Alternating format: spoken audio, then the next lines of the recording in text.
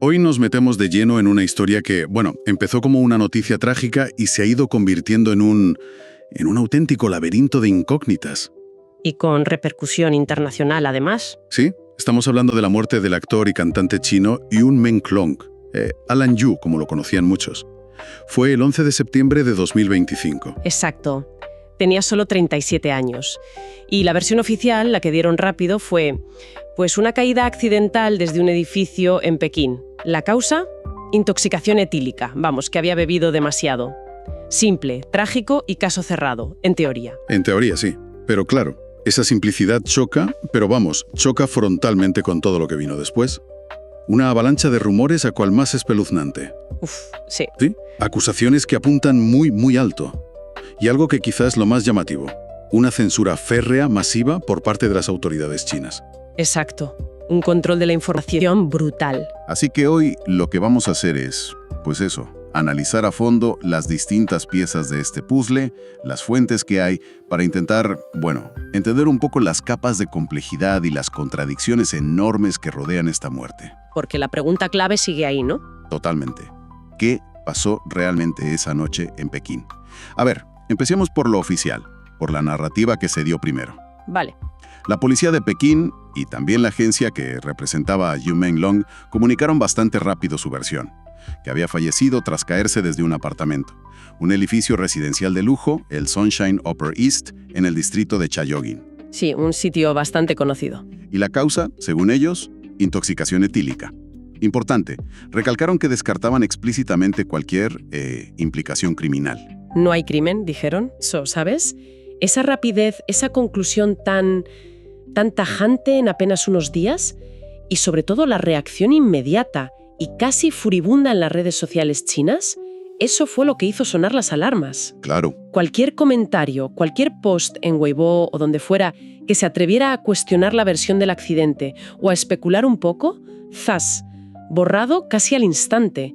Plataformas enteras silenciadas sobre el tema. Madre mía. Es que, como decía un editorial del Taipei Times, que lo clavó bastante bien, esta misma estrategia de ahogar el debate público fue, paradójicamente, lo que más alimentó la sospecha. Es lógico, ¿no? Claro, sugería que se estaba intentando tapar algo más oscuro, y quizás por órdenes que venían de muy arriba. Es que parece casi contraproducente. Si quieres que la gente crea la versión oficial, ¿por qué borrar cualquier conversación al respecto con esa agresividad?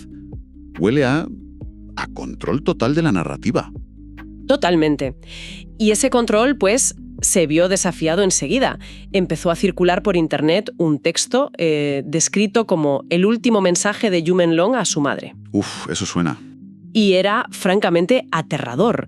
Supuestamente en ese mensaje hablaba de sentirse manipulado por alguien muy poderoso, de estar retenido contra su voluntad en un apartamento oscuro. Mencionaba dinero sucio. ¿Dinero sucio? Sí, había una frase que se citó mucho, la recogieron medios como The Economic Times, que decía algo como: cada vez que veo el dinero que transfieren, vomito. Pueden venir a matarme en cualquier momento, no bromeo. ¡Qué barbaridad! Es un tono que choca, pero vamos, de frente, con la idea de una simple borrachera que acaba mal. Estremece pensar que pudiera haber escrito eso justo antes de morir. Pero el tema de la madre creo que no acaba ahí, ¿verdad? No, que va, ni mucho menos. La cosa se lía todavía más. Semanas después, ya el 17 de septiembre, aparece otra carta online. ¿Otra? Otra. Esta vez se dice que es manuscrita por la propia madre de Yu, y lo curioso es el lenguaje que usa, casi como en clave. ¿En clave? ¿Cómo? Pues se refería a su hijo usando una figura del folclore chino, como un héroe trágico, y lo hacía para directamente poner en duda la versión del accidente. Afirmaba, según esta carta, que se movió por canales como Asian Celebrities en YouTube, que tenía pruebas clave. ¿Pruebas? Sí, pruebas clave de un acto deliberado de daño, y hacía un llamamiento desesperado. Pedía ayuda a posibles testigos para que hablaran. Vaya giro. Pero, espera un momento. ¿No había salido antes una declaración de la madre que sí apoyaba la versión oficial? Me suena haber leído algo de eso. Has dado en el clavo. Ahí tienes una de las grandes contradicciones que alimentan toda la especulación y las teorías. Claro. Justo el día antes, el 16 de septiembre, la agencia de representación del actor había publicado una declaración atribuida a la madre. Esto lo recogió, por ejemplo, la web Criminal Tracks. Y en esa declaración, ella confirmaba la versión del accidente por intoxicación y pedía, por favor, que se respetara el dolor de la familia y que pararan los rumores. Entonces tenemos 2 mensajes de la misma persona, con un día de diferencia, diciendo cosas totalmente opuestas. Exacto. Es muy desconcertante. O una prueba de que algo muy raro pasaba con la familia. Quizá presiones. Justo. Y lo que vino después parece reforzar esa idea. Poco después de que se difundiera esa segunda carta, la que desafiaba la versión oficial, empezaron a salir informes muy preocupantes. ¿Qué tipo de informes? Pues que la madre había desaparecido. Activistas, gente en el extranjero, denunciaban que era imposible localizarla. Ni en Shenyang, que es su ciudad, ni en Pekín. Desaparecida. Sí. La sospecha inmediata fue que podía haber sido detenida por las autoridades, silenciada, precisamente por esa carta. Madre mía. Su desaparición eliminó una voz clave, una voz potencialmente disidente. Y claro, como puedes imaginar, eso disparó la indignación y todas las teorías de encubrimiento. Es que un silencio forzado así grita más que 1000 palabras. Y a partir de aquí supongo que las teorías que empiezan a moverse online se vuelven, bastante más explícitas y perturbadoras. Muchísimo más. Aquí ya entramos en un terreno realmente oscuro y bastante gráfico. A ver. Una de las alegaciones más impactantes que se difundió junto a supuestas grabaciones de audio y vídeo, lo recogieron medios como The Economic Times y webs como Criminal Tracks, es la que sugiere que el cuerpo de Yu Mien-long fue abierto. ¿Abierto? Sí, específicamente el abdomen. ¿Para qué? Para extraer una memoria USB. ¿Una memoria USB del abdomen? Eso decían los rumores. Algunas versiones que circularon muchísimo en redes y foros como Reddit incluso afirmaban que esto se hizo mientras él todavía estaba vivo, o justo después de morir. Pero eso es brutal. Es una imagen terrible, sí. Cuesta hasta imaginárselo. Y mencionaste vídeos.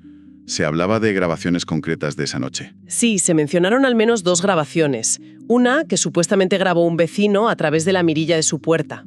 ¿Y qué se veía? Pues decían que se veía a un posible agresor o a alguien que parecía un escolta en el pasillo. El otro vídeo, por lo visto, mostraba a Yud siendo conducido, casi arrastrado, por un pasillo. Y lo llevaba un grupo de hombres. ¿Arrastrado? Sí. Y lo más llamativo es que en esa escena, supuestamente, aparecía una mujer grabando todo con su móvil. Una mujer grabando. Eso es. Algunos internautas se lanzaron a intentar identificarla. Llegaron a decir que era la actriz Song Ye-ren, fijándose en detalles como la correa de su teléfono. De nuevo, son alegaciones recogidas por fuentes como The Economic Times y Criminal Tracks. Entiendo que son acusaciones gravísimas que circulan online, claro. Pero conectan con algo más. ¿Hay un contexto para estas historias tan extremas? Sí conectan. Conectan con un relato más amplio que también surgió en esos círculos online, sobre todo en foros tipo Reddit y que también recogió The Economic Times. Se empezó a hablar de tortura. ¿Tortura? Sí. Alguien mencionó específicamente que lo habían colgado boca abajo, se hablaba de secuestro y de la implicación de un grupo bastante grande, ojo, hasta 15 personas. 15 personas. 15. La teoría que circulaba era que lo habían atraído a una fiesta o a una reunión privada y que en ese grupo había gente muy conectada, hijos de altos funcionarios, otros artistas, gente influyente del mundo del espectáculo chino, y que allí lo habrían torturado y finalmente asesinado. Madre mía. Y claro, con estas teorías empezaron a salir nombres propios. Inevitablemente. Salió el de la actriz Song Ye-ren, que como decíamos fue supuestamente identificada en uno de esos vídeos. Ella lo negó todo de forma rotunda, amenazó con denunciar. Normal. Otro nombre que sonó mucho fue el del actor Fan Shiqi. Y también se mencionaron otros como Gao Taiyu, Mikey Zhao, Tian Hairong. Todo esto según fuentes como Criminal Tracks y Times Now. El caso de Fan Shiqi además ha tenido consecuencias bastante visibles para él, ¿verdad? Sí, ha sido muy llamativo. Justo después de la muerte de Yu Mien-long, se estrenó una serie donde Fan Shiqi tenía un papel, Love's Ambition. El estreno fue el 26 de septiembre. ¿Y qué pasó? Pues que la reacción del público fue malísima. Hubo peticiones online para boicotear la serie o como mínimo para que editaran sus escenas, que las quitaran. Times Now incluso publicó que un concierto que Fan Shichi tenía programado vendió poquísimas entradas, aparentemente por el impacto de esta controversia que lo relacionaba, aunque fuera solo por rumores, con la noche de la muerte de Yu. Es un ejemplo claro de cómo estas sospechas, aunque no estén probadas ni mucho menos, pueden tener un impacto real y casi inmediato en la vida y carrera de alguien. Desde luego. Ahora, frente a toda esta avalancha de rumores, teorías, videos, ¿cómo reaccionó el aparato oficial chino, más allá de esa censura inicial tan fuerte? Pues la respuesta fue doble, digamos. Por un lado, más censura, todavía. Y por otro, detenciones. ¿Detenciones? Sí. Ya comentamos la eliminación masiva de posts, el baneo de cuentas. Pero la policía china fue un paso más allá y confirmó oficialmente la detención de 3 mujeres. ¿Y de qué las acusaban? La acusación oficial fue difundir información falsa sobre el caso. Según la versión policial, una de ellas había dicho que Yux fue agredido sexualmente después de que un superior lo emborrachara. Otra, que lo habían destripado antes de tirarlo por la ventana. Y la tercera sostenía que las grabaciones de seguridad del edificio habían sido destruidas y que la familia estaba siendo manipulada. Acusaciones muy graves también. Gravísimas. Y la policía añadió que las 3 habían confesado habérselo inventado todo. Medios como TV Azteca y el canal Asian Celebrities informaron de estas detenciones. Ya, confesaron habérselo inventado. Siempre queda la duda de en qué circunstancias se producen esas confesiones cuando hay acusaciones tan serias flotando y tanta presión. Exacto, siempre queda esa sombra. Y esa mano dura se complementó con un intento de apagar el ruido mediático por completo. ¿Cómo? Hubo informes recogidos, por ejemplo, por Asian Celebrities, que indicaban que se había dado una orden interna de apagón informativo total sobre el caso Yu Menlong, una especie de silencio obligado para los medios controlados por el Estado, al menos hasta noviembre. Hasta noviembre. ¿Y eso por qué? Pues bueno, qué casualidad, ¿no? a finales de octubre, del 20 al 23, estaba previsto el 4º pleno del Comité Central del Partido Comunista Chino, una reunión política clave que ya se había pospuesto y muy, muy sensible. Parecía mucha coincidencia que el silencio informativo tuviera que durar justo hasta después de esa fecha tan importante. Conveniente, como mínimo. Muy conveniente. ¿Y este control, esta presión tan fuerte, se notó solo en los medios o también a pie de calle, digamos? Se notó y mucho.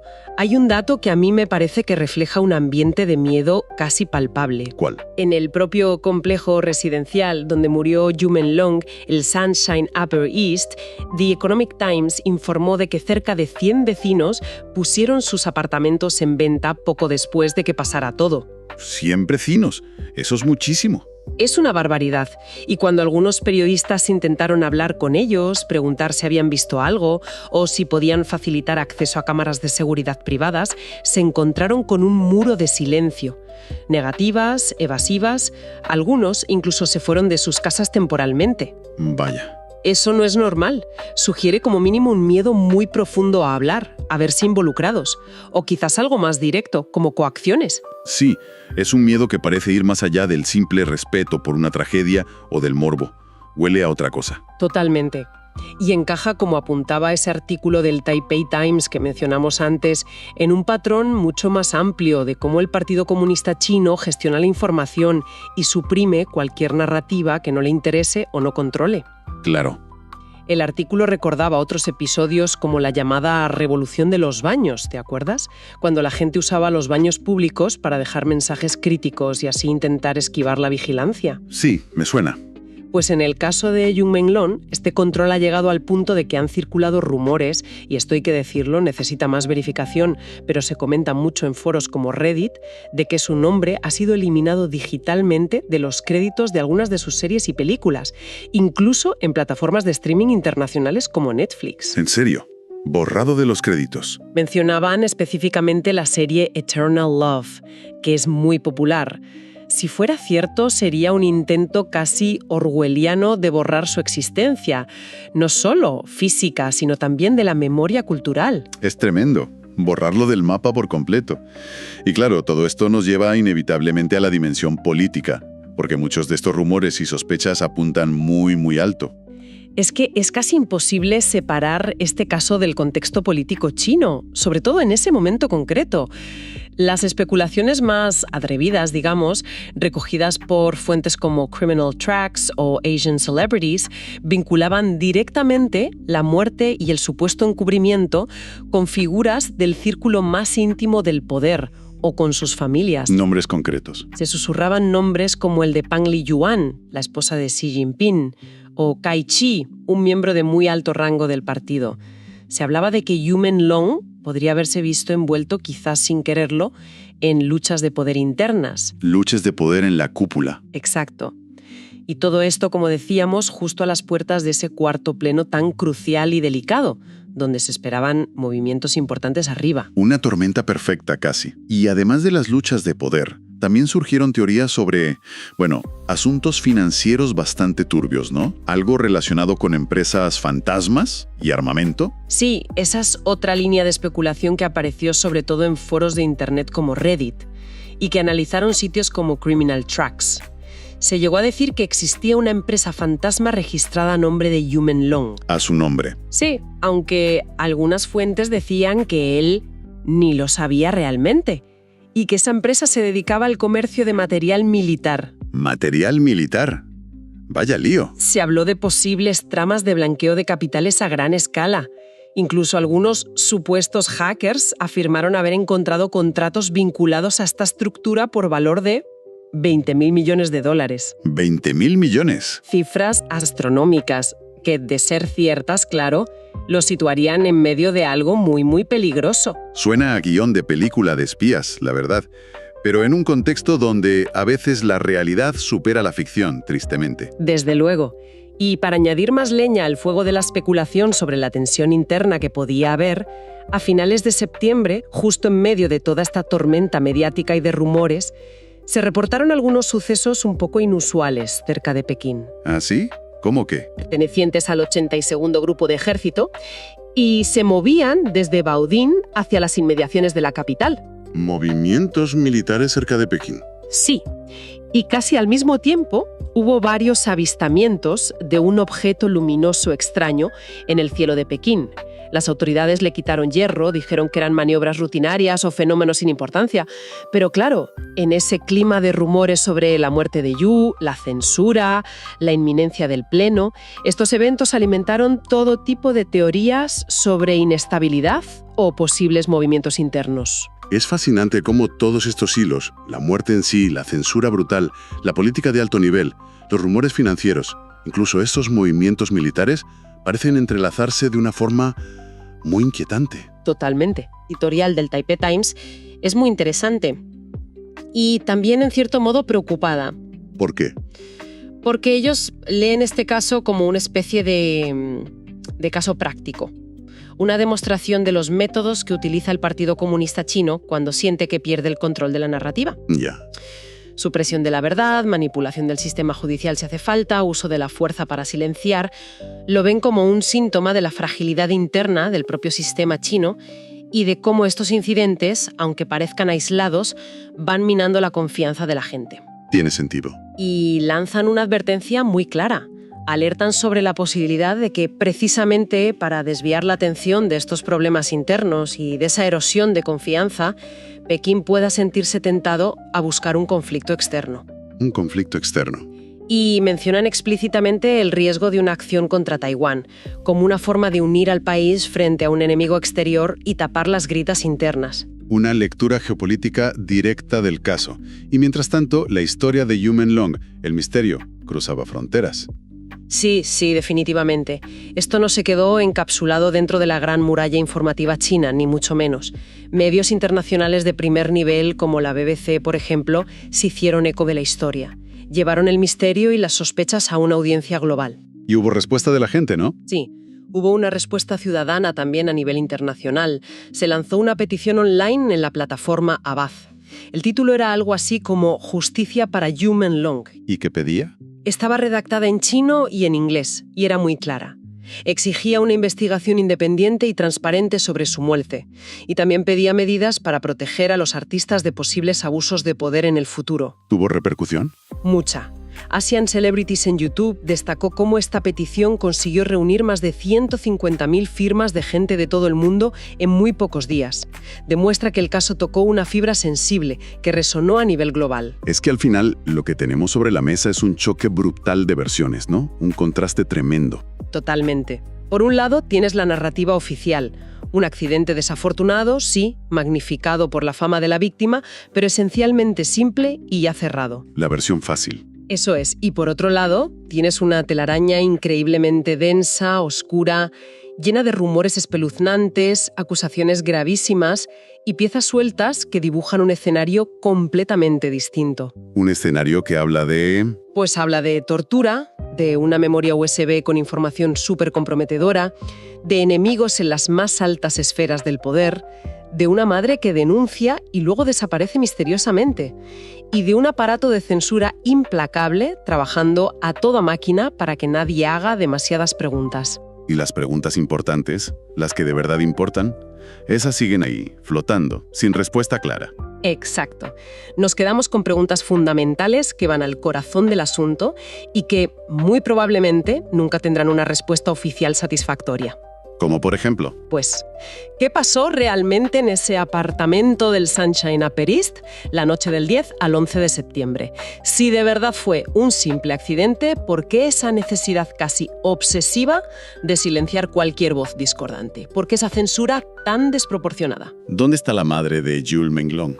Esa es otra pregunta clave. ¿Dónde está? ¿Qué pasó con ella? ¿Qué contenía esa supuesta memoria USB, si es que alguna vez existió?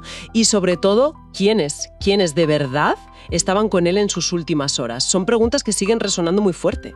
En definitiva, la muerte de Jules Menglong nos deja una imagen, pues eso, tremendamente inquietante.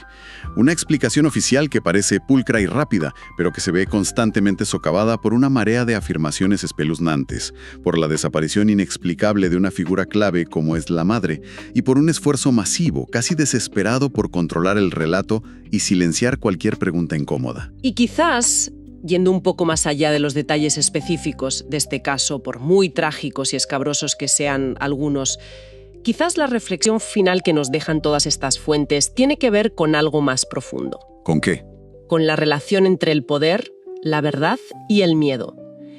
¿Qué nos dice este esfuerzo gigantesco por controlar la narrativa, por intentar borrar incluso la memoria de una celebridad, sobre la fragilidad que perciben aquellos que ostentan el poder cuando sienten que la verdad, o al menos una versión alternativa de ella, amenaza sus intereses? Es una buena pregunta. Es una pregunta que trasciende Pekín y el año 2025, creo yo. Nos interpela sobre cómo se construye la verdad, cómo se defiende y a veces cómo se destruye en nuestro mundo actual.